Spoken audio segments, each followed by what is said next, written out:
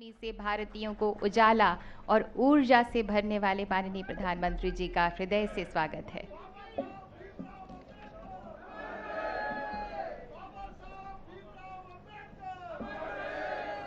बहुत बहुत स्वागत है माननीय प्रधानमंत्री जी आपका। मंच पर स्वागत है माननीय सामाजिक न्याय एवं अधिकारिता मंत्री श्री थावरचंद गहलोत, माननीय श्री रामविलास पासवान, उपभोक्ता मामले, खाद्य एवं सार्वजनिक वितरण मंत्री, माननीय विज्ञान एवं प्रौद्योगिकी, पृथ्वी विज्ञान तथा पर्यावरण, वन तथा जलवायु परिवर्तन मंत्री डॉक्टर हर्षवर्धन, माननीय सामाजिक न्याय एवं अधिकारिता राज्य मंत्रीगण माननीय श्री रामदास आठवले, माननीय श्री विजय सांपला और मंच पर उपस्थित हैं श्रीमती जी लता कृष्णा राव, सचिव सामाजिक न्याय एवं अधिकारिता मंत्रालय। यहाँ उपस्थित सभी माननीय मंत्रीगण, माननीय सांसदगण तथा सभी गणमान्य सम्माननीय महानुभावों, मेहमानों का हम हृदय से अभिनंदन करते हैं। युग पुरुष बाबा साहेब डॉक्टर भीमराव अंबेडकर जैसे महान व्यक्तित्व के बारे में जब भी कुछ कहना चाहो तो शब्दों की कमी अखरने लगती है, उपमाएं छोटी लगने लगती हैं, लगता है मानो सूरज को दीपक दिखा रहे हों। क्षण बीते हैं, पल बीते हैं, जाने कितने दिन बीते हैं, लेकिन कुछ व्यक्तित्व निराले जिनने समय चक्र जीते हैं, जिनका सूरज कभी छिपाना ना नेपथ्य गया उजियारा, ऐसे युग पुरुष के सम्मुख युग ने खुद युगबोध सवारा, युग ने खुद युगबोध सवारा। आइए एक सुरमयी स्मरणांजलि देते हैं बाबा साहेब को।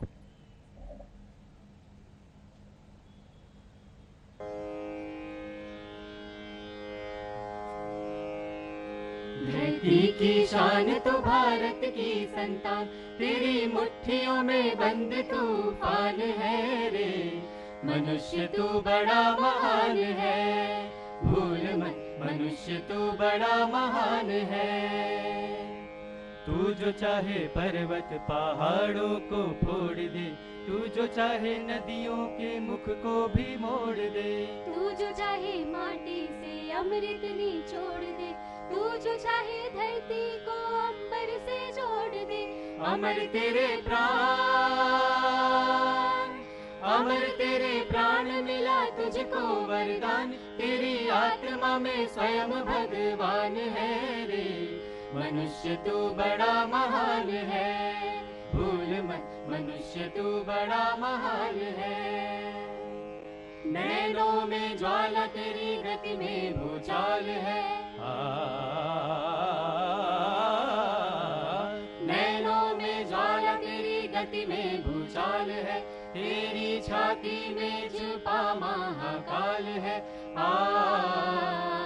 पृथ्वी के लाल तेरा हिमगिरी सभार, तेरी भ्रिकुटी में तांडव का ताल है। पृथ्वी के लाल तेरा हिमगिरी सभार, तेरी भ्रिकुटी में तांडव का ताल है।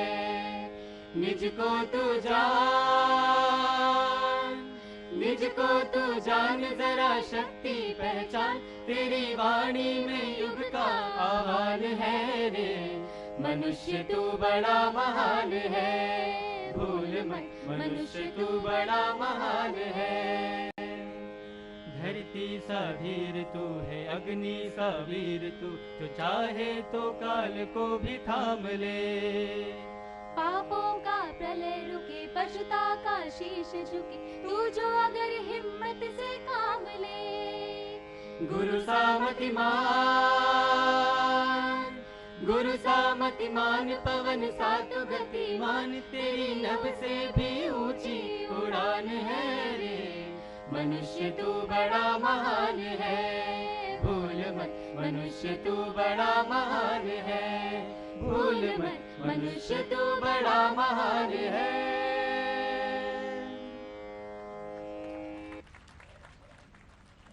बाबा साहेब का कोटि कोटि वंदन। डॉक्टर अंबेडकर का सामाजिक, राजनीतिक, सांस्कृतिक चिंतन मानवता के लिए था। म्यूजिक फैकल्टी दिल्ली यूनिवर्सिटी के कलाकार प्रस्तुत कर रहे थे ये प्रेरणा गीत। अब हम माननीय सामाजिक न्याय एवं अधिकारिता मंत्री श्री थावरचंद गहलोत से निवेदन करते हैं कि कृपया स्वागत संबोधन दें।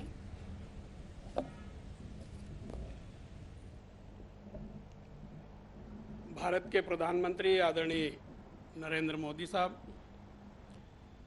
भारत सरकार में कैबिनेट मंत्री आदरणीय रामविलास जी पासवान साहब, आदरणीय डॉक्टर हर्षवर्धन जी, मेरे विभाग में मेरे सहयोगी मंत्री आदरणीय विजय सांपला जी, आदरणीय रामदास आठवले जी और मेरे विभाग की सचिव जी लता कृष्णराव जी, उपस्थित सभी बहनों और भाइयों, अन्य सभी उपस्थित महानुभाव, आप सबका इस गरिमामय समारोह में हार्दिक स्वागत करता हूं, अभिवादन करता हूं और यह जानकारी देते हुए बड़ा हर्ष हो रहा है कि मोदी साहब के नेतृत्व में, उनके मार्गदर्शन में मेरे मंत्रालय को जो जो आदेश मिला उसका हमने कर्तव्यनिष्ठा और ईमानदारी से अनुपालन करते हुए उन कामों को पूरा करने का प्रयास किया और उसमें सफलता भी मिली। नरेंद्र मोदी साहब ने अनुसूचित जाति, जनजाति, पिछड़े वर्ग और ऐसा गरीब वर्ग जो गरीबी रेखा से नीचे जीवन यापन करता है, उनके लिए अनेक जनकल्याणकारी योजनाएं बनाई और उन जनकल्याणकारी योजनाओं के माध्यम से इन वर्गों का आर्थिक, शैक्षणिक और सामाजिक उत्थान करने का प्रयास किया।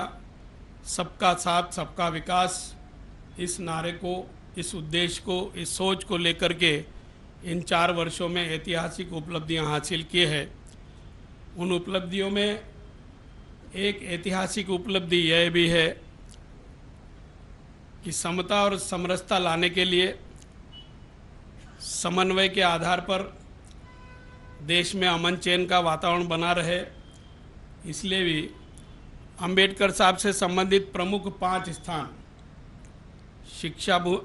जन्मभूमि, शिक्षा भूमि, दीक्षा भूमि, महापरिनिर्वाण भूमि जहां हम खड़े हैं और चैत्य भूमि जहां उनका अंतिम संस्कार हुआ था, इन 5 प्रमुख स्थानों को पंच तीर्थ के रूप में घोषित किया है और केवल प्रतीकात्मक नहीं किया है, इनको व्यवहारिक स्वरूप देने का भी प्रयास किया है। इन 5 स्थानों पर इनका विस्तार करने के लिए, इनका आधुनिकीकरण करने के लिए संबंधित राज्य सरकारों के माध्यम से, सामाजिक न्याय और अधिकारिता मंत्रालय के मेरे अंबेडकर प्रतिष्ठान के माध्यम से हमने बहुत प्रयास किया है।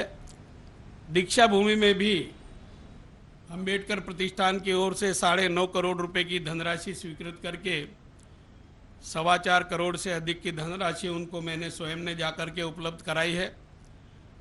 महाराष्ट्र की सरकार दीक्षा भूमि में और विस्तार और उसका आधुनिकीकरण करने के लिए भी प्रस्ताव पर विचार कर रही है। ये 5 तीर्थ स्थान निश्चित रूप से समता और समरसता लाने के लिए और अंबेडकर साहब को सम्मान देने की दृष्टि से महत्वपूर्ण स्थान साबित होंगे। इसके अलावा एक अंतर्राष्ट्रीय केंद्र की स्थापना भी की गई है 15 जनपद पर। वो अंबेडकर अंतर्राष्ट्रीय केंद्र समयावधि के पूर्व बनकर के पिछले 7 दिसंबर को देश के यशस्वी प्रधानमंत्री जी के कर कमलों से उसका लोकार्पण हो गया। इस 26 अलीपुर रोड के स्मारक का भी भूमि पूजन प्रधानमंत्री जी के कर कमलों से मार्च 2016 में हुआ था और इसका कार्य मार्च में पूर्ण होना था। वो मार्च में काम पूर्ण हो गया और आज प्रधानमंत्री जी के कर कमलों से ही इसका लोकार्पण हो रहा है। ये स्थान अत्यधिक महत्वपूर्ण है। अंबेडकर साहब के जीवन परिचय पर, उनसे संबंधित घटनाक्रमों के बारे में इसमें विस्तार से बताया गया है। आधुनिक उपकरणों का उपयोग किया गया है। आप सबसे अनुरोध करना चाहूँगा कि कार्यक्रम के बाद यदि संभव हो तो आज और नहीं तो बाद में कभी भी आकर के इसको देखें, अपने इष्ट मित्रों को भी दिखाने का काम करें।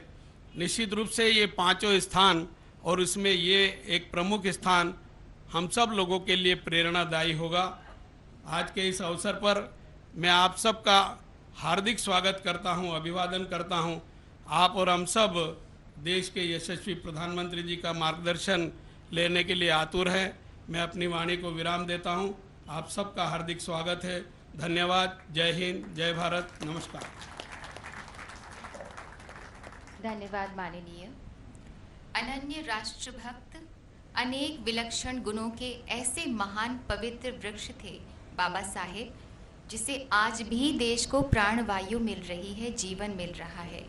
माननीय प्रधानमंत्री जी के अद्वितीय नेतृत्व में इन 4 सालों में बाबा साहेब के विचारों, आदर्शों की नींव पर न सिर्फ नए भारत की इमारत खड़ी हुई, बल्कि बाबा साहेब की जीवन यात्रा से जुड़े हर मील के पत्थर को तीर्थ के रूप में सबाकर उन्हें श्रद्धा से नमन किया गया। आइए देखते हैं ये फिल्म।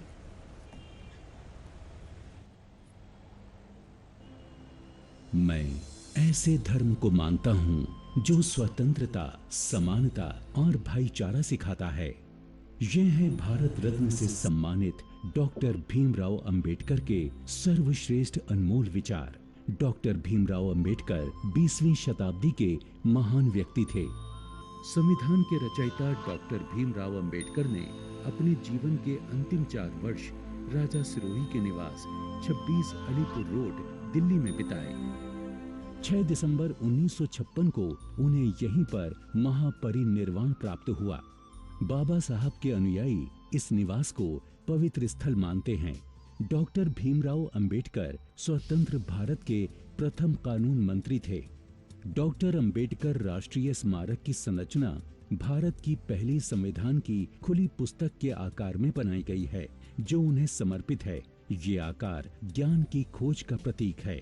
इस स्मारक के प्रवेश द्वार चौक पर कांस का विशाल अशोक स्तंभ स्थापित किया गया है। स्मारक के बाहरी हिस्से में बौद्ध धर्म के प्रत्येक चिन्हों को दर्शाया गया है। स्मारक के बाहरी स्थान पर बोधि वृक्ष का रोपण किया गया है।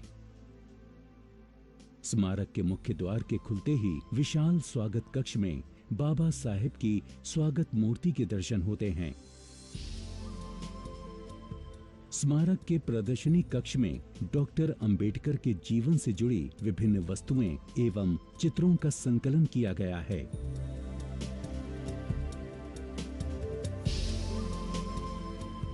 इस परिसर में पंच तीर्थों, जन्मभूमि, शिक्षा भूमि, दीक्षा भूमि, महापरिनिर्वाण भूमि एवं चैत्य भूमि का प्रदर्शन है। यहाँ सभी 5 तीर्थों के दर्शन का सुख एक ही जगह मिलता है। स्मारक के संग्रहालय में डॉक्टर अंबेडकर यंत्र मानव के रूप में अपने अनुयायियों को अनमोल विचार प्रदान कर रहे हैं। We must make our political democracy a social democracy as well. Political democracy cannot last unless there lies at the base of it social democracy. Baba Saheb ने 14 अक्टूबर 1956 को अपनी धर्मपत्नी श्रीमती सविता अंबेडकर व 7 लाख अनुयायियों के साथ बुद्ध धर्म को अपना लिया था। इस शांति और आध्यात्मिकता के लिए ध्यान करने के लिए स्मारक के पीछे की तरफ ये स्तूप बनाया गया है, जिसमें भगवान बुद्ध की मूर्ति स्थापित की गई है। इसके हॉल में करीब 60 लोग एक साथ बैठकर विपश्यना ध्यान कर सकते हैं। संध्या के समय स्मारक के अग्रभाग को प्रकाशमय कर स्मारक की शोभा देखते ही बनती है। आंगन में लगे सुंदर फव्वारे संगीत और प्रकाश के साथ जैसे नृत्य करते हुए दर्शकों का मन मोह लेते हैं।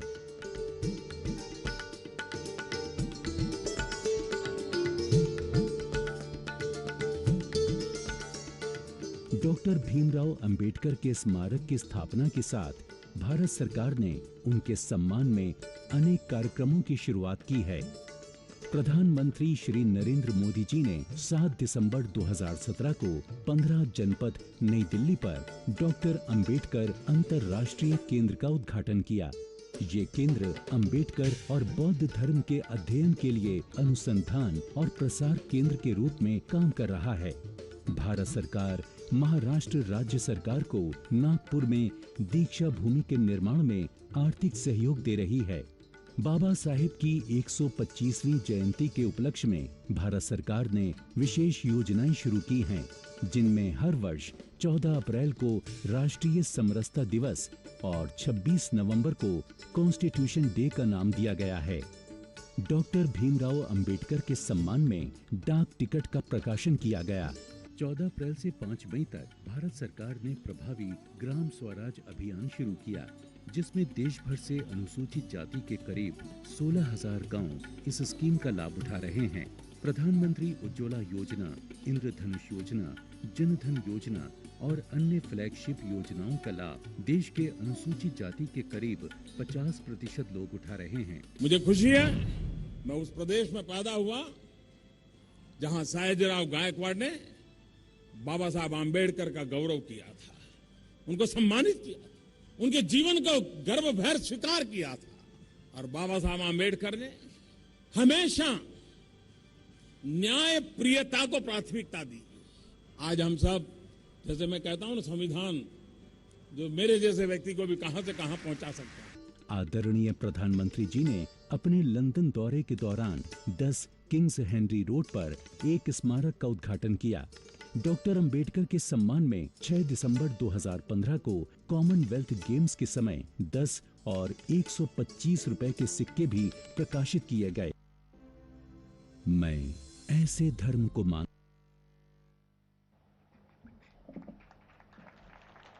बाबा साहेब व्यक्ति नहीं शक्ति थे, मानव नहीं महामानव थे। महान भविष्य दृष्टा, महिला सशक्तिकरण के उद्घोषक, समाज उद्धारक, अडिग संकल्प के शिखर, राष्ट्र निर्माण के अद्भुत कीर्तिमान बाबा साहेब के इन गुणों को प्रेरणा के रूप में आत्मसात कर माननीय प्रधानमंत्री जी ने भारतवासियों को एक नया भारत दिया। स्वतंत्र भारत को बाबा साहेब के संघर्ष और संविधान ने नई शक्ति दी, तो इसी शक्ति से ऊर्जा लेकर माननीय प्रधानमंत्री जी ने समता, समानता और समरसता के लिए अपने जीवन के क्षण क्षण को समर्पित किया। गरीब, वंचित, शोषित के लिए अपनी हर सेवा को अर्पित किया। दिन रात बाबा साहेब के सपनों का भारत बनाने में पूरी निष्ठा से जुटे माननीय प्रधानमंत्री जी से अब हम सब विनम्र निवेदन करते हैं कि कृपया हमें संबोधित करें, हमारा मार्गदर्शन करें।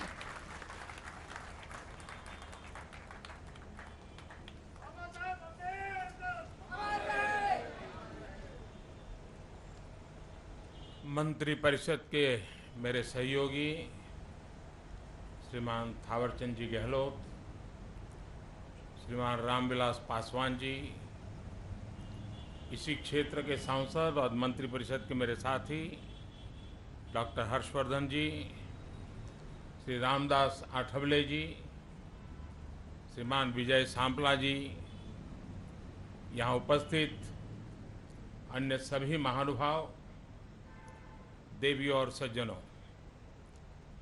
सबसे पहले मैं 125 करोड़ देशवासियों को आज बहुत बहुत बधाई देता हूं कि आज उन्हें डॉक्टर अंबेडकर नेशनल मेमोरियल के तौर पर एक अनमोल उपहार मिला है। आज बाबा साहेब की स्मृति में बने इस नेशनल मेमोरियल को राष्ट्र को समर्पित करते हुए मैं खुद को भाग्यशाली महसूस कर रहा हूं। देश में बैसाखी का पर्व भी मनाया जा रहा है। ये बैसाखी हमारे अन्नदाता, हमारे किसान के परिश्रम को पूजने का दिवस है। मैं देश को बैसाखी की भी बहुत बहुत बधाई देता हूं। आज ही जलियांवाला बाग नरसंहार की बरसी भी है। 99 वर्ष पूर्व आजादी के दीवानों पर जिस तरह अंग्रेज हुकूमत का कहर बरपा था, वो मानव इतिहास की सबसे विदारक घटनाओं में से एक है। जलियांवाला बाग गोलीकांड में शहीद हर सेनानी को मैं नमन करता हूं। साथियों, स्वतंत्रता के बाद से इतनी सरकारें आई, इतना वक्त गुजर गया, लेकिन जो कार्य बहुत पहले हो जाना चाहिए था, वो काम दशकों के बाद आज हो रहा है।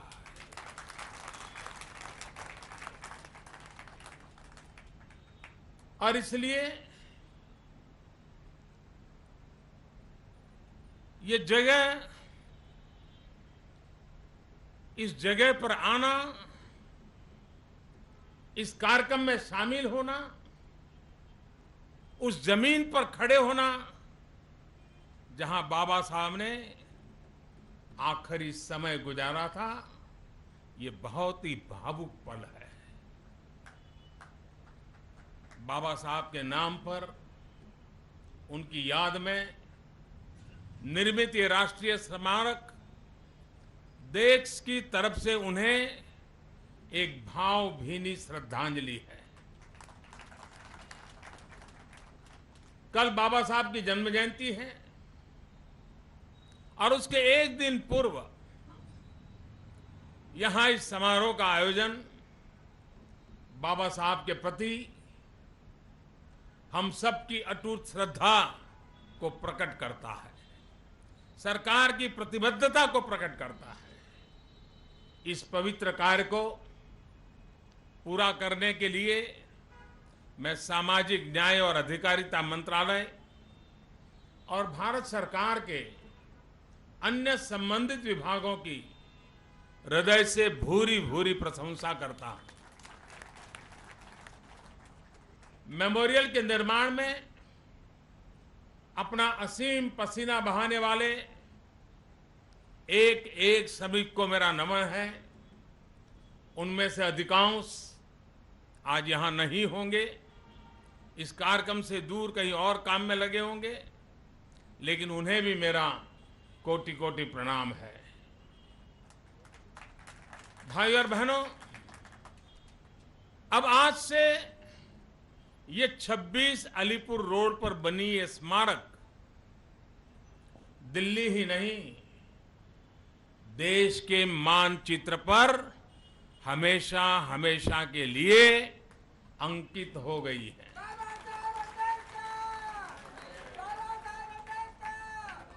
यहां आकर लोग बाबा साहब के जीवन से जुड़ी बातों को, उनकी दृष्टि को और बेहतर तरीके से समझ पाएंगे।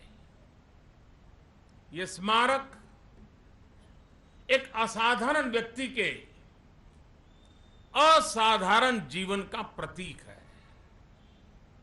ये स्मारक मां भारती के होनहार सपूत के आखिरी दिनों की यादगार है। भाई और बहनों, इस स्मारक को एक किताब की शक्ल में तैयार किया गया है। यह किताब हमारा देश का वो संविधान जिसके शिल्पकार डॉक्टर बाबा साहब आम्बेडकर थे, जिस संविधान को रचकर बाबा साहब ने दुनिया के सबसे बड़े लोकतंत्र को लोकतांत्रिक बने रहने का रास्ता सुनिश्चित किया था। आज की नई पीढ़ी जब इस मेमोरियल में यहां आएगी तो यहां लगी प्रदर्शनी देखकर, यहां म्यूजियम में आधुनिक तकनीक के माध्यम से उनके जीवन के अहम पड़ावों को देखकर बाबा साहब के जीवन के अथाह विस्तार को वो भली भांति समझ पाएगी। साथियों, ये हमारी सरकार के लिए सौभाग्य की बात है कि उसे बाबा साहब आम्बेडकर से जुड़े 5 महत्वपूर्ण स्थान, जिसे मैं हमेशा पंच तीर्थ के तौर पर पुण्य भाव से स्मरण करता हूं, और उन्हें विकसित करने का हमें अवसर मिला।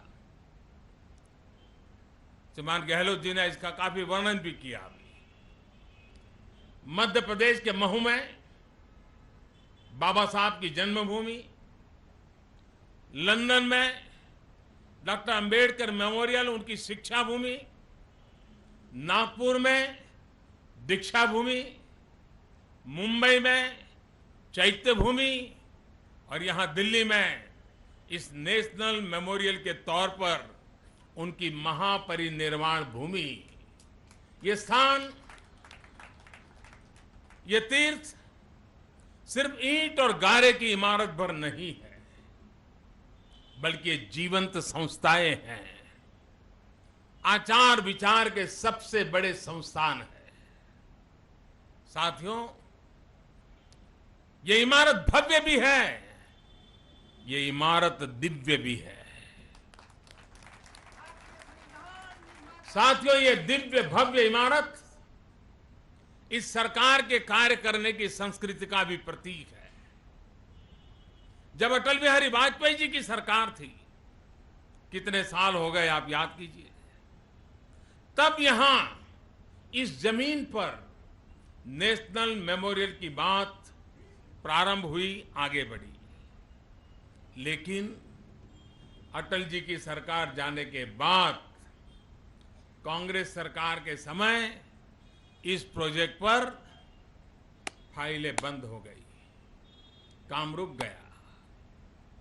2014 में फिर से एक बार देशवासियों ने हमें सेवा करने का मौका दिया।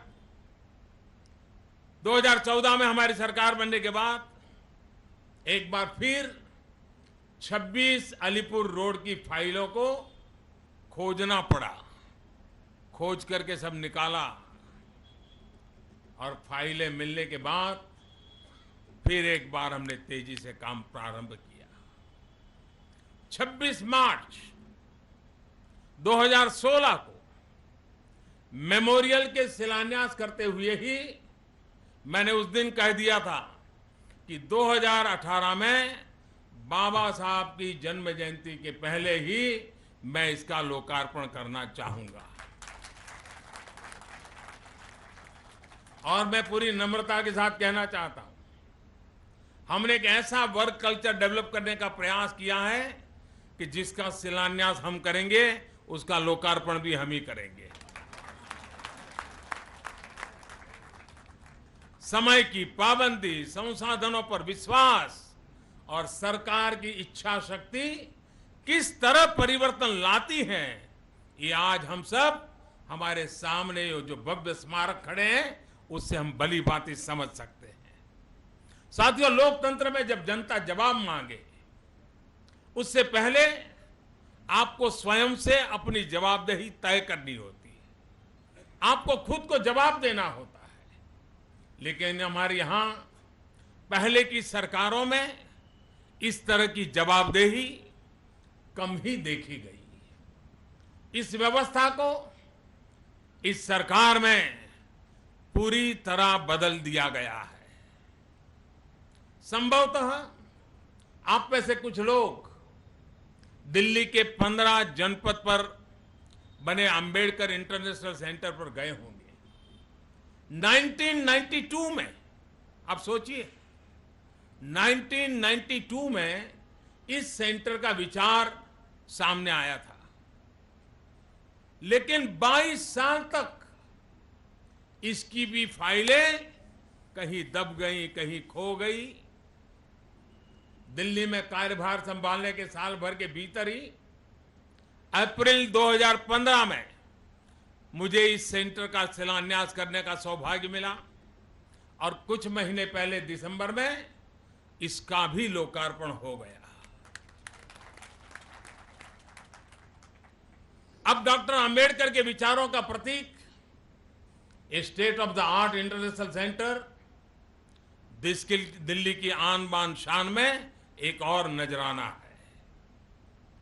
भाइयों और बहनों, व्यवस्था का ऐसा कायाकल्प तब होता है जब बिल्कुल ग्राउंड लेवल पर जाकर कमियों को समझा जाए, उन्हें दूर किया जाए। अभी 3 दिन पहले मैं चंपारण में था। वहां से मैंने मधेपुरा में इलेक्ट्रिक लोकोमोटिव फैक्ट्री के फेज 1 का भी लोकार्पण किया।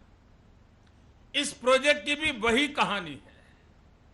स्वीकृत हुआ साल 2007 में, लेकिन काम प्रारंभ हुआ हमारे आने के बाद 2015 में।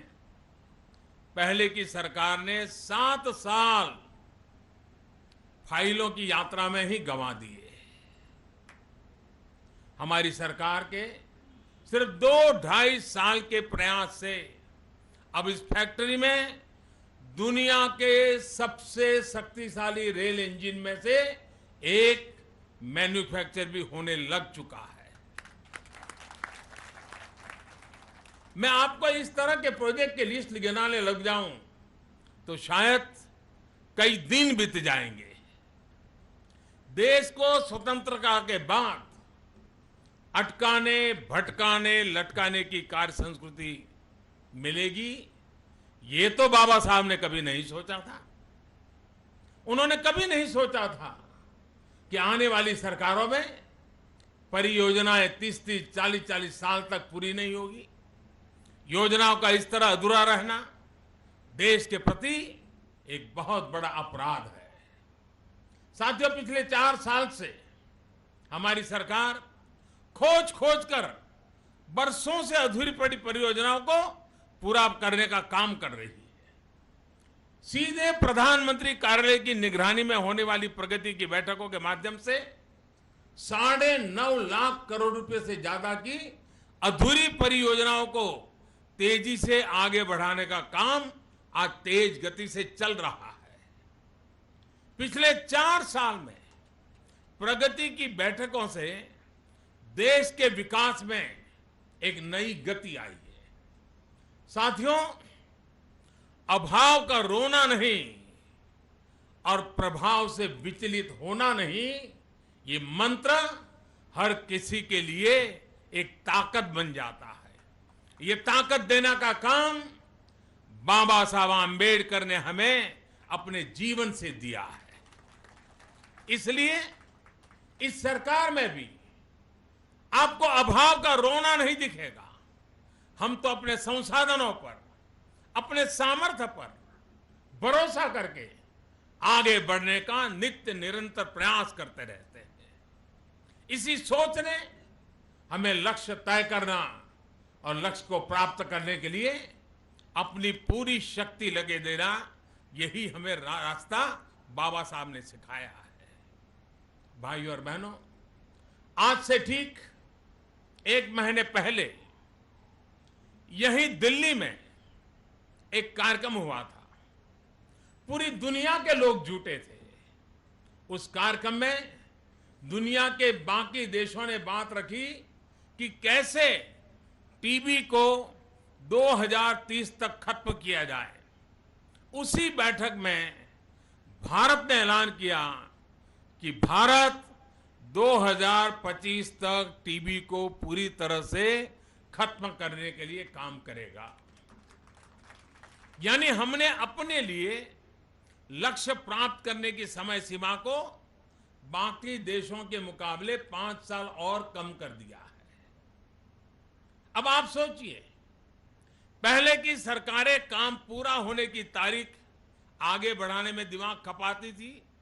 ये सरकार काम पूरा करने की तारीख को और पहले करने में विश्वास रखती है। और ये काम कैसे है? अब टीबी के खिलाफ लड़ाई ये अमीरों के लिए नहीं है, ये गरीबों के घर में टीबी ने घर बना लिया है। और गरीब है कौन? दलित है, पीड़ित है, शोषित है, वंचित है। उनको इन मुसीबतों से मुक्ति दिलाना, यही तो बाबा साहब आंबेडकर का सपना था। उसे तो पूरा करने के लिए हम लगे हैं।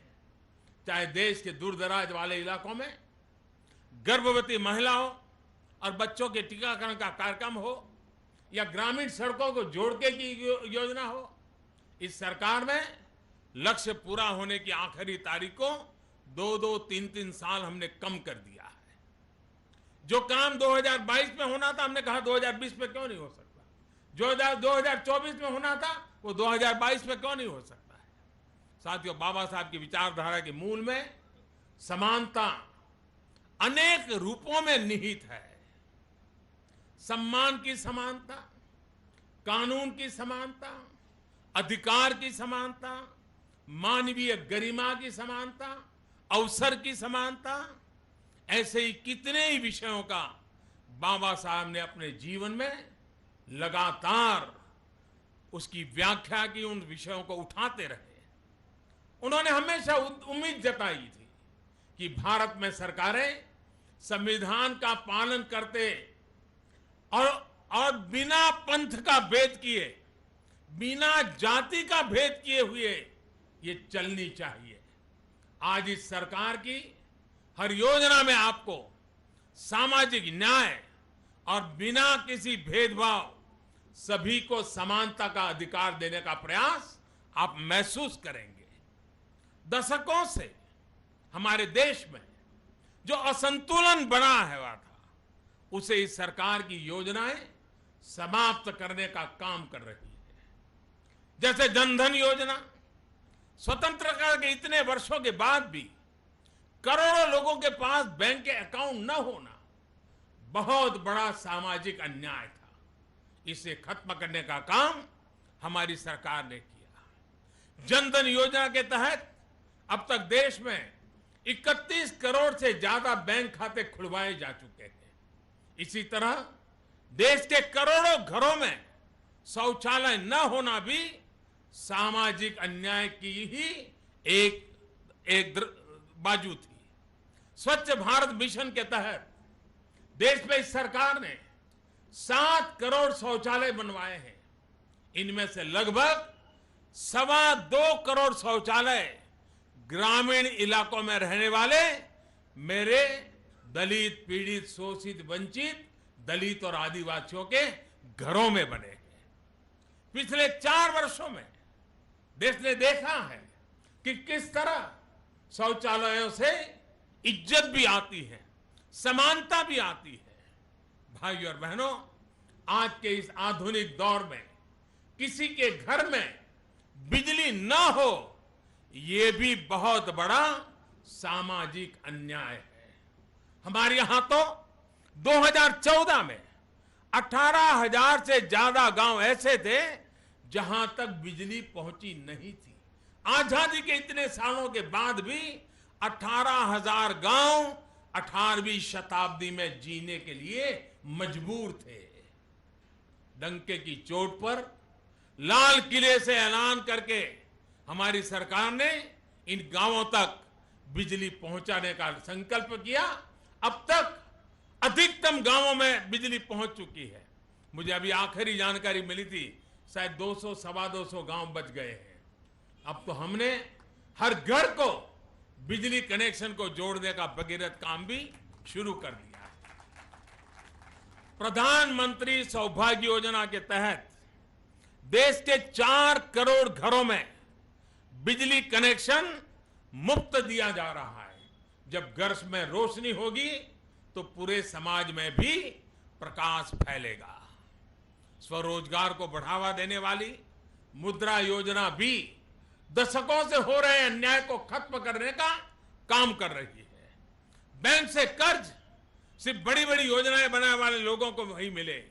अपने दम पर कुछ करने का सपना देख रहा नौजवान बैंक गारंटी के नाम पर भटकता रहे, ये स्थिति ठीक नहीं। इसलिए हमारी सरकार ने बिना बैंक गारंटी लोन का विकल्प दिया। मुद्रा योजना के तहत अब तक 12 करोड़ से ज्यादा लोन स्वीकृत किए गए हैं।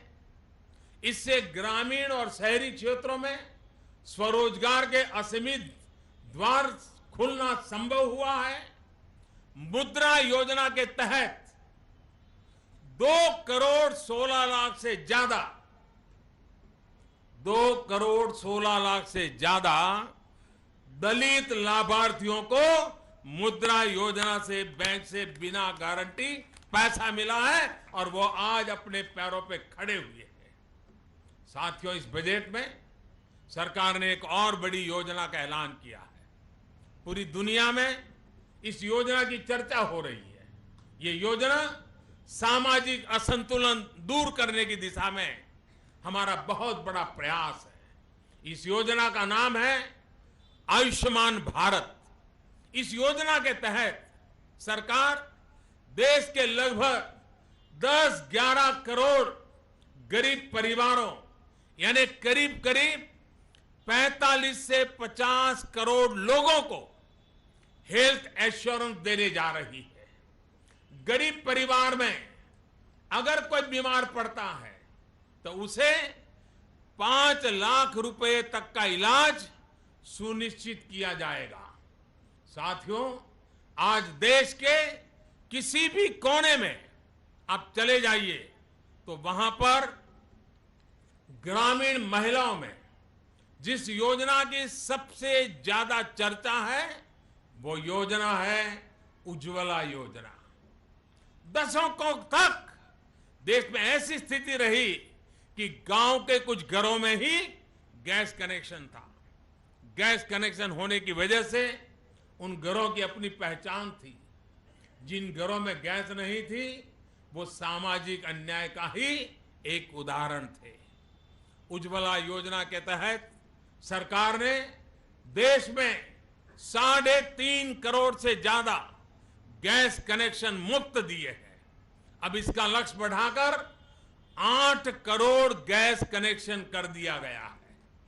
मैं समझता हूं कि बीते कई दशकों की योजनाओं की तुलना कर लें तो भी सामाजिक न्याय स्थापित करने वाली ये सबसे लोकप्रिय योजना बन गई है। साथियों, इस सरकार में कानून के माध्यम से सामाजिक संतुलन को स्थापित करने का भी निरंतर प्रयास किया गया है। ये हमारी ही सरकार है जिसने 2015 में, और ये बहुत लोग भूल जाते हैं, मैं उनको स्मरण करना चाहता हूं आज, 2015 में हमारी सरकार बनने के बाद दलितों पर होने वाले अत्याचार को रोकने के लिए कानून को और सख्त कर दिया गया था।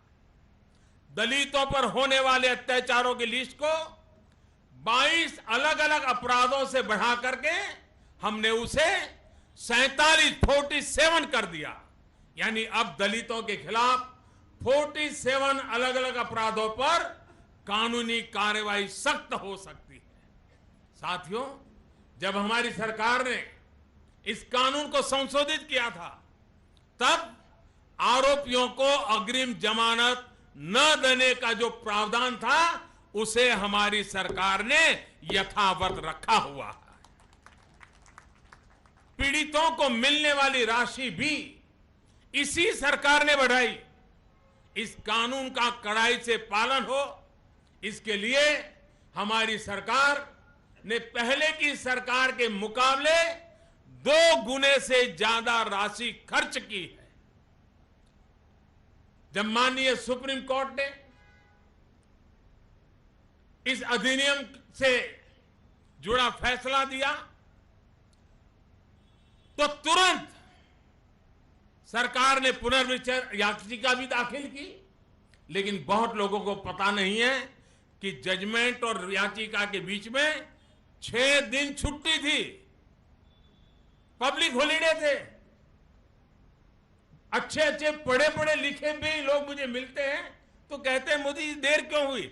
जब मैंने उनको बताया भाई ये 6 दिन पब्लिक हॉलिडे था तो उनका सॉरी साहब ये तो कोई बोलता ही नहीं है। मैं आज इस अवसर पर देश को आश्वस्त करना चाहता हूं कि जिस कानून को हमारी सरकार ने ही सख्त किया है उस पर प्रभाव नहीं पड़ने दिया जाएगा।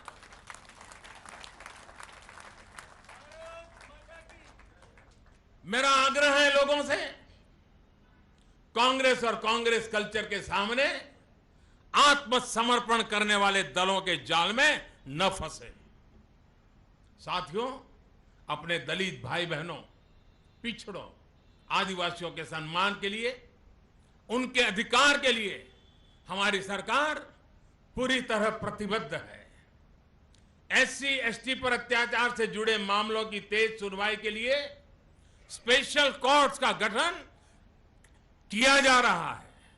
सरकार ने पिछड़ी जातियों के सब कैटेगरी के लिए कमीशन के गठन का निर्णय भी किया है। सरकार चाहती है कि ओबीसी समुदाय में जो अति पिछड़े हैं उन्हें सरकार और शिक्षण संस्थाओं में तय सीमा में रहते हुए आरक्षण का और ज्यादा फायदा मिले। इसलिए ओबीसी समुदाय में सब कैटेगरी बनाने के लिए कमीशन बनाया गया है। साथियों, पहले 6 लाख रुपए सालाना की आय वाले कर्मचारी क्रीमी लेखा के दायरे में आ जाते थे। सरकार ने इसे बढ़ाकर 8 लाख रुपए प्रतिवर्ष कर दिया है। यानी अब पिछड़े वर्ग के और ज्यादा लोगों को ओबीसी आरक्षण का फायदा मिल रहा है। पहले सरकार और सार्वजनिक क्षेत्र की कंपनियों में काम कर रहे कर्मचारियों में क्रीमी लेयर की समानता नहीं थी। इस असंतुलन को खत्म करने की मांग पिछले 24 साल से की जा रही थी। याद रखिए, 24 साल से मांग की जा रही थी। इस सरकार ने कुछ महीने पहले ये असंतुलन खत्म कर दिया है।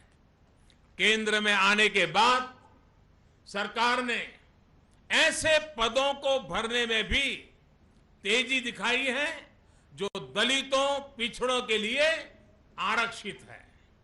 साथियों, सामाजिक अधिकार इस सरकार के लिए सिर्फ कहने सुनने की बात नहीं, बल्कि ये हमारा कमिटमेंट है। जिस न्यू इंडिया की मैं बात करता हूं, वो बाबा साहब के भी सपनों का भी भारत है। डॉक्टर बाबा साहब आंबेडकर की 150वीं जन्म जयंती को देश विदेश में बहुत ही भव्य तरीके से मनाया गया। यूनो में मनाया गया, दुनिया के 150 से ज्यादा देशों में मनाया गया और यह पहली बार हुआ है। इस दौरान विशेष डाक टिकट, सिक्के जारी किए गए। गणतंत्र दिवस पर बाबा साहब से संबंधित झांकी निकाली गई। अमेरिका और ब्रिटेन में जहां बाबा साहब ने पढ़ाई की थी, वहां पर अनेक विद्यार्थियों को भेजा गया। सरकार ने ऐतिहासिक निर्णय लेते हुए 26 नवंबर को, जिस दिन संविधान को स्वीकार किया था, उसे संविधान दिवस घोषित किया और पहली बार संविधान पर संसद में 2 दिन तक चर्चा भी की गई। मुझे एक दिन नरेंद्र यादव जी मिले थे तो मैंने उनको एक कथा सुनाई मेरे जीवन के प्रसंग। मैं गुजरात में मुख्यमंत्री था। उसी कालखंड में हमारे संविधान के 60 साल हुए। हिंदुस्तान में 60 साल हुए चले गए, किसी को पता नहीं है। मैंने गुजरात में संविधान के 60 साल का एक बड़ा उत्सव मनाया और संविधान को हाथी की अंबाड़ी पर रख करके उसका जुलूस निकाला और मैं खुद पैदल उसके आगे आगे चलता था और हाथी के ऊपर संविधान रखा था, बाबा साहब आंबेडकर की तस्वीर रखी थी, क्योंकि हमारा कमिटमेंट है, हमारा समर्पण है। भाइयों और बहनों, मैं आज देश के लोगों को स्पष्ट कहना चाहता हूं कि बाबा साहब की सत्यनिष्ठा, कर्तव्य निष्ठा और राष्ट्र निर्माण के पवित्र यज्ञ में उनका योगदान ही है जिसकी वजह से वो भारतीयों के हृदय में आज निवास करते हैं। और ये बात भूल नहीं सकते कि कांग्रेस ने पूरी शक्ति लगा दी थी देश के इतिहास से उनका नामो निशान मिटाने के लिए। ये इतिहास की बहुत कड़वी सच्चाई है कि जब बाबा साहब जीवित थे तब भी कांग्रेस ने उनके अपमान में कोई कोर कसर बाकी नहीं छोड़ी थी।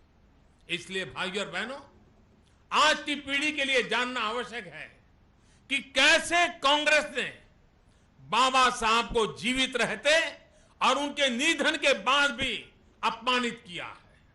आज की पीढ़ी के लिए यह जानना भी आवश्यक है कि कैसे बाबा साहब ने कांग्रेस का असली चरित्र देश के सामने खुला करके रख दिया था। आज की पीढ़ी के लिए यह जानना भी जरूरी है कि जब कांग्रेस आरोपों से घिरती है तो कैसे सामने वाले व्यक्ति को जड़ से उखाड़ फेंकने के लिए साम दाम दंड भेद हर तरह से साजिश रचने लगती है। कांग्रेस और बाबा साहब के बीच जब संबंध टूटने के आखिरी दौर था, उस समय के बारे में बहुत सी बातें हैं, अगर मैं करने बैठूं तो शायद दिनों निकल जाएंगे। और ये बातें याद करनी इसलिए जरूरी है क्योंकि ये कांग्रेस का असली चेहरा सामने लाती है। साथियों, तमाम विवादों की वजह से बाबा साहब ने पंडित नेहरू जी के मंत्रिमंडल से इस्तीफा दे दिया था।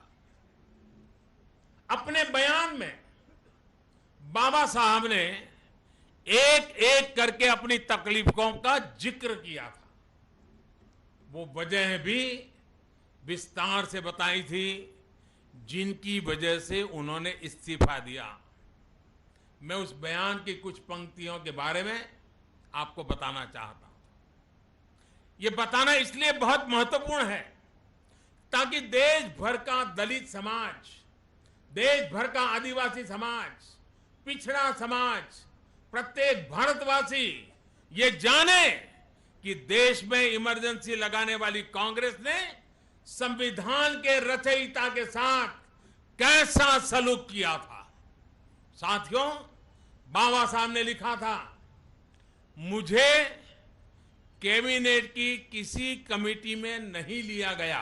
वो मंत्री थे, मुझे कैबिनेट की किसी कमेटी में नहीं ले गया, नहीं विदेशी मामलों की कमेटी में, नहीं रक्षा कमेटी में। जब आर्थिक मामलों की कमेटी बन रही थी तो मुझे लगा कि उसमें मुझे जरूर शामिल किया जाएगा क्योंकि मैं अर्थशास्त्र और वित्तीय मामलों का छात्र रहा हूं, लेकिन मुझे उसमें भी छोड़ दिया गया। ये बाबा साहब के शब्द हैं। बाबा साहब को लेकर कांग्रेस की क्या सोच थी, उसकी ये सच्चाई 70 साल पहले की है। जिस व्यक्ति ने दुनिया के एक से एक बढ़कर विश्वविद्यालय में पढ़ाई की हो, इस व्यक्ति का कांग्रेस में पल पल अपमान होता रहा। खुद बाबा साहब ने कहा है कि उन्हें सिर्फ एक मंत्रालय दिया गया जिसमें बहुत काम नहीं था। वो सोचते थे योजनाएं बनाने के काम से जुड़ेंगे, जिन विषयों के वो सिद्धहस्त हैं उनमें अपने अनुभव का फायदा देश को देंगे, लेकिन उन्हें इन सब से दूर रखा गया। यहां तक कि मंत्रिमंडल विस्तार के समय किसी मंत्रालय की अतिरिक्त जिम्मेदारी तक बाबा साहब को नहीं दी गई। साथियों, एक और बड़ी वजह थी जिसकी वजह से बाबा साहब ने इस्तीफा दिया। ये वजह भी बताती है कि कांग्रेस का देश के दलितों, देश के पिछड़ों के साथ क्या व्यवहार रहा है। अपने बयान में बाबा साहब ने लिखा था, अब मैं आपको वजह बताना चाहता हूं जिसने सरकार से मेरा मोहभंग कर दिया। ये पिछड़ों और दलितों के साथ किए जा रहे बर्ताव से जुड़ा हुआ है। मुझे इसका अफसोस है कि संविधान में पिछड़ी जातियों के हितों के संरक्षण के लिए उचित प्रावधान नहीं है। ये कार्य एक आयोग की सिफारिशों के आधार पर होना था। संविधान को लागू हुए 1 साल से ज्यादा का समय हो चुका है, लेकिन सरकार ने अब तक आयोग नियुक्त करने के बारे में सोचा तक नहीं है। साथियों, तब से लेकर आज तक कांग्रेस की सोच नहीं बदली है। 70 साल पहले पिछड़ी जातियों के खिलाफ आयोग को लेकर कांग्रेस ने बात आगे नहीं बढ़ने दी, यहां तक कि डॉक्टर आंबेडकर को इस्तीफा तक देना पड़ा। आज 70 साल भी कांग्रेस संसद में ओबीसी कमीशन को संवैधानिक दर्जा देने के काम को रोकने का काम कर रही है। आपको पता होगा, हमारी सरकार ने ओबीसी कमीशन को संवैधानिक दर्जा देने के लिए हम लाए, पास नहीं होने दे रहे हैं, संसद नहीं चलने दे रहे हैं। ओबीसी कमीशन को संवैधानिक दर्जा मिलने के बाद इस आयोग को भी एसटी आयोग की तरह शक्तियां हासिल हो जाएगी, लेकिन कांग्रेस उसमें भी अड़ंगा डाल रही है। साथियों, आप सभी से मैंने बाबा साहब के इस्तीफे के प्रकरण पर इतना विस्तार से इसलिए बताया है क्योंकि कांग्रेस द्वारा ये भ्रम फैलाया जाता है कि उसने तो बाबा साहब को देश का कानून मंत्री बनाया था। कानून मंत्री बनाने के बाद बाबा साहब के साथ जो बर्ताव कांग्रेस ने किया वो हर भारतीय को जानना चाहिए, क्योंकि स्वतंत्रता के बाद कांग्रेस ने इकोसिस्टम ऐसा बनाया कि देश का इतिहास सिर्फ और सिर्फ एक परिवार के इर्द गिर्द सिमट कर रह गया। और आप देखिए, दिल्ली में आजादी के बाद किसी महापुरुषों को याद करने के लिए कोई जाना है, एक परिवार के सिवाय कोई स्मारक ही नहीं। ये हमारे आने के बाद सरदार वल्लभ भाई पटेल का स्मारक बना और आज बाबा साहब आंबेडकर का स्मारक बना, वरना परिवार के सिवाय किसी को जगह ही नहीं। क्या इन लोगों ने देश के लिए जीवन नहीं खपाया? क्या इन्होंने देश को कुछ नहीं दिया? बाबा साहब आंबेडकर तो भारतीय जनता पार्टी के मेंबर नहीं थे।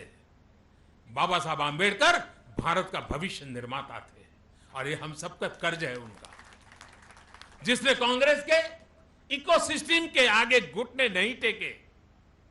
और ये बात सही है, जिन जिन लोगों ने कांग्रेस की इकोसिस्टम के आगे घुटने नहीं टेके उसे किताबों तक जगह नहीं दी गई है।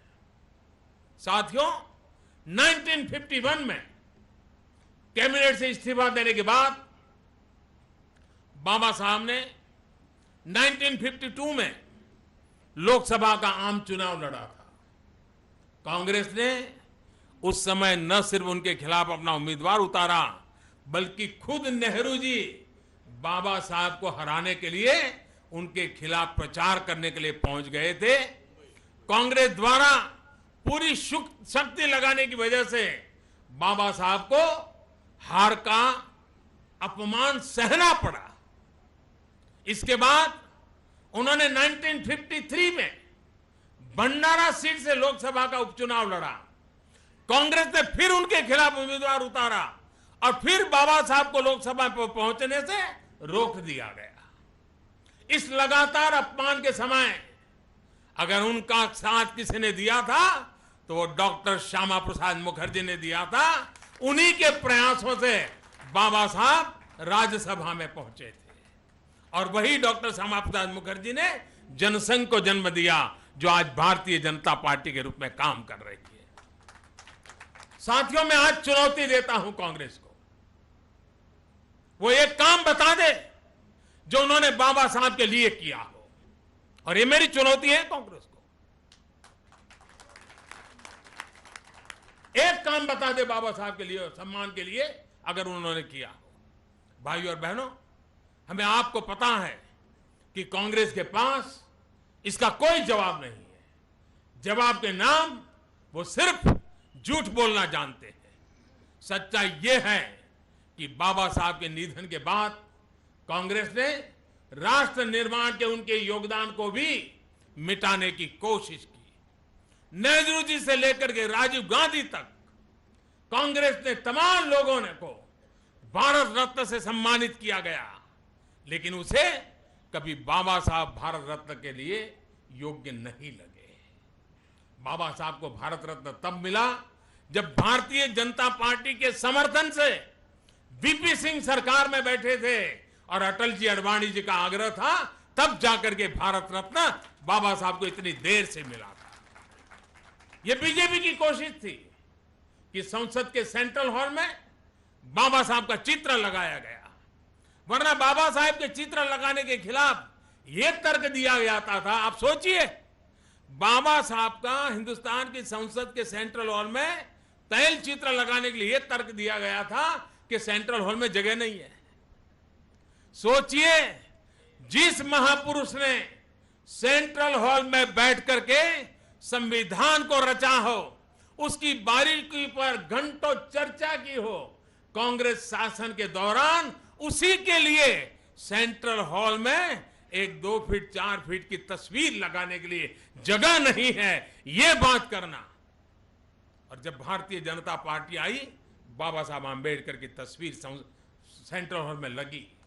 भाई और बहनों, मैं के दावे के साथ कह सकता हूं, अगर 90 के दशक में देश में पिछड़ों और दलितों के अधिकारों पर राष्ट्रव्यापी चर्चा नहीं शुरू हुई थी, तो कांग्रेस आज भी बाबा साहब से अपनी नफरत सार्वजनिक तौर पर वैसे ही दिखाती जैसे पहले दिखाती थी।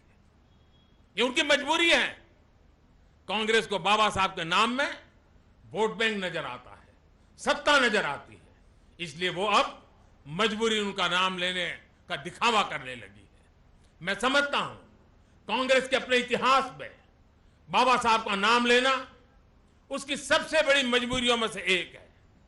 ये बाबा साहब के महान कर्मों का, देश के लिए उनकी सेवा का फल है कि एक परिवार की पूजा करने वाले, उस परिवार को देश का भाग्य विधाता समझने वाले अब दिल पर पत्थर रखकर बाबा साहब का नाम लेने के लिए मजबूर हो गए हैं।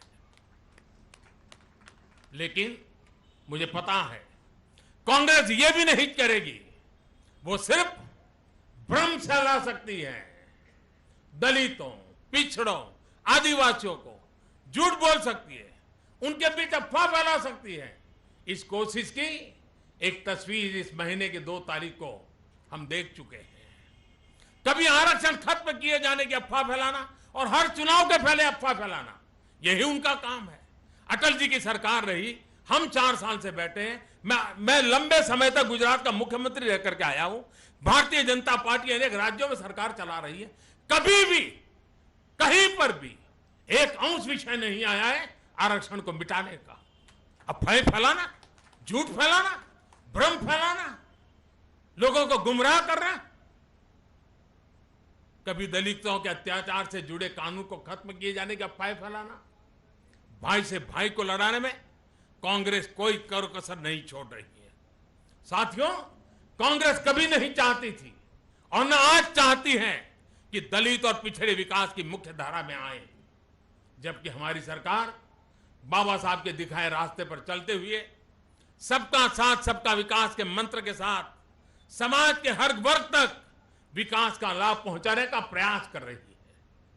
कोई भी राजनीतिक दल और व्यक्ति जो ईमानदारी के साथ बाबा साहब के नाम की माला जपता है, उनमें आस्था रखता है, कभी कांग्रेस के साथ नहीं जा सकता है। साथियों, मैं अगर गरीब और पिछड़े परिवार में पैदा नहीं हुआ होता तो बाबा साहब को इतनी आसानी से समझ नहीं पाता। मैंने गरीबी देखी है, जाति से जुड़े अपशब्द भी सुने हैं, अब तो प्रधानमंत्री बनने के बाद भी कभी कभी सुनने पड़ते हैं, ताने भी सुने हैं, और इसलिए मेरे जैसे व्यक्ति के लिए यह अनुभव सहज रहा कि उस कालखंड में बाबा साहब को क्या क्या सहना पड़ा होगा, आज भी मेरे दलित भाइयों को क्या क्या सहना पड़ता होगा। बाबा साहब की प्रेरणा से ही कल से, यानी उनकी जयंती से, देश में ग्राम स्वराज अभियान की शुरुआत होने जा रही है। मैं खुद भी छत्तीसगढ़ के बीजापुर में रहूंगा। कल से देश में क्षेत्रीय विकास में होने वाले असंतुलन, वो भी एक अन्याय है, असंतुलन, स्वास्थ्य में होने वाले असंतुलन को खत्म करने के लिए एक नए अध्याय की भी शुरुआत होगी। साथियों, सामाजिक न्याय इस सरकार के लिए सिर्फ कहने सुनने की बात नहीं, बल्कि हमारा कमिटमेंट है, ये हमारी श्रद्धा है। लेकिन जिस तरह की घटनाएं हमने बीते दिनों में देखी है, वो सामाजिक न्याय की अवधारणा को चुनौती देती है। पिछले 2 दिन से जो घटनाएं चर्चा में हैं, वो निश्चित रूप से किसी भी सभ्य समाज के लिए शोभा नहीं देती है, ये शर्मनाक है। हमारे स्वतंत्रता सेनानियों ने, जिन्होंने अपनी जिंदगी इस देश के भविष्य के लिए बलिदान कर दी, ये उनके बलिदान का अपमान है। एक समाज के रूप में, एक देश के रूप में हम सब इसके लिए शर्मसार है। देश के किसी भी राज्य में, किसी भी क्षेत्र में होने वाली ऐसी वारदातें हमारी मानवीय संवेदनाओं को झकझोर देती है।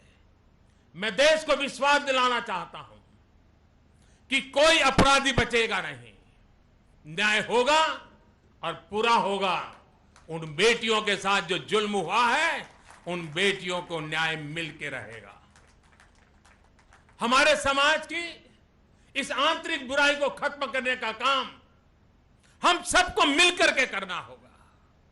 और आपको स्मरण होगा, प्रधानमंत्री बनने के बाद 2014 में मेरा पहला भाषण लाल किले की प्राचीर से था, और लाल किले से बोलने का साहस मैंने किया था। और मैंने पहले मेरे भाषण में कहा था, और मैंने कहा था, हम लड़की को तो पूछते हैं, देर से घर आई तो पूछते हैं कहां गई थी, कहां थी, क्यों देर से आई। मैंने कहा कि लड़कियों पूछने वाले माँ बाप से मैं कहने चाहता हूं, अपने लड़कों से पूछो वो कहां गया था, रात देर से क्यों आया। ये माताओं बहनों पर जो जुल्म होते हैं, किसी न किसी माँ का वो बेटा होता है। और इसलिए एक सामाजिक संवेदना, ये हम सबका दायित्व बनता है। हम सब ने मिलकर के हमारी इन समाज की बुराइयों से लड़ना है, और गुनहगारों को सख्त से सख्त सजा हो, ये हम सबकी जिम्मेवारी है। और भारत सरकार उस जिम्मेवारी को पूरा करने के लिए कोई कोताही नहीं होने देगी, ये मैं देशवासियों को विश्वास दिलाना चाहता हूं। हमें पारिवारिक व्यवस्था, सोशल वैल्यूज को लेकर न्याय व्यवस्था तक सभी को इसके लिए मजबूत करना होगा। तभी हम बाबा साहब के सपनों का भारत बना पाएंगे, न्यू इंडिया बना पाएंगे। बाबा साहब का आशीर्वाद देश पर बना रहे, 125 करोड़ देशवासियों पर बना रहे। उनके विचारों से हम सब निरंतर प्रेरणा लेते रहें। इसी कामना के साथ मैं अपनी बात समाप्त करता हूं। एक बार फिर आप सभी को, देश के सभी लोगों को डॉक्टर अंबेडकर नेशनल मेमोरियल के लिए बहुत बहुत शुभकामनाएं देता हूं। बहुत बहुत धन्यवाद। जय भीम। धन्यवाद माननीय प्रधानमंत्री जी। बाबा साहब डॉक्टर भीमराव अंबेडकर के सपनों को एक एक करके साकार करने के लिए आपका बहुत बहुत धन्यवाद। बाबा साहेब के तेज से, सूर्य के ओज से समाज को, भारत को नया प्रकाश देने के लिए बहुत बहुत धन्यवाद माननीय प्रधानमंत्री जी आपका पधारने के लिए। शब्द के इंसान लेकर आ गया मैं, शब्द के इंसान लेकर आ गया मैं, अर्थ का ईमान लेकर आ गया मैं, वक्त की परछाइयों को मोड़ देने क्रांति का अभियान लेकर आ गया मैं। बाबा साहेब हमेशा हमेशा के लिए अमर हैं। हम सभी हिंदुस्तानियों के हृदय में हमेशा हमेशा के लिए बाबा साहेब के लिए श्रद्धा बस चुकी है। हम उनका कोटि कोटि वंदन करते हैं। बाबा साहेब भीमराव अंबेडकर सर्वव्यापी, सर्वहितैषी, सर्वस्पर्शी महान देशभक्त, महान समाज उद्धारक हैं। देशवासियों का शत शत नमन बाबा साहेब को।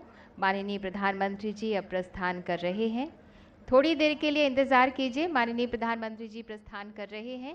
आप सभी से निवेदन है कि कृपया आप सभी अपने ही स्थान पर रहें कुछ देर के लिए।